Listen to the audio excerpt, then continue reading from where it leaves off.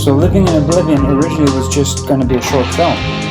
Did you not ever think that it was going to be a feature? I definitely did not think it was going to be a feature. I shot it on 16mm, which I'm not putting it down in any way, but my first film was shot on 35, and going back to 16mm was a real adjustment. And I just said, fuck it, I'm going to do it. And I said, I'll make a half-an-hour film. What happened was, on the fifth and final day of shooting, the cast was coming up to me really depressed, saying, Tom, this is good. We all knew that something had happened. We knew it. And I decided that what I was going to do then was I said, you know what, the only way anybody's ever going to see this film is if I write a part 2 and a part 3. I felt that I learned something about these characters in part 1 that enabled me to write part 2. There was a relationship that seemed to be forming between Nick and Nicole. Once we get the radio, there was a relationship that was forming between Wanda and Wolf. I knew definitely in part 2 that I wanted to have a scene where the lead actor and the director get into a fist fight. I felt that was crucial.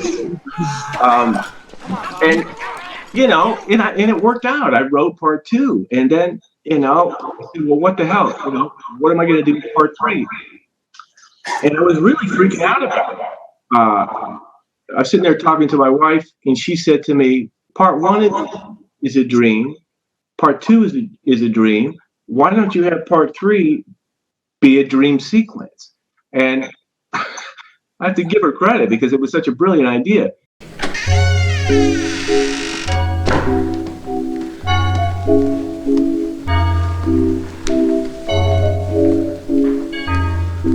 It immediately made me think of a dwarf who... Is that the only way you can make this a dream? Put a dwarf in it? No, Tito. Have you ever had a dream with a dwarf in it? Do you know anyone who's had a dream with a dwarf in it? No! How it ended up getting from the finished script to the screen is another miracle. And it goes back to my wife's cousin, whose wedding I went to, who's actually in the film. The script was fine. Yeah. What's that beeping sound?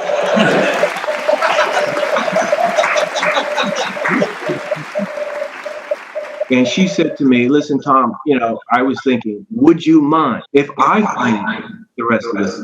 So it was a miracle. I think any independent film getting made pretty much is a miracle one way or another. I would agree with you.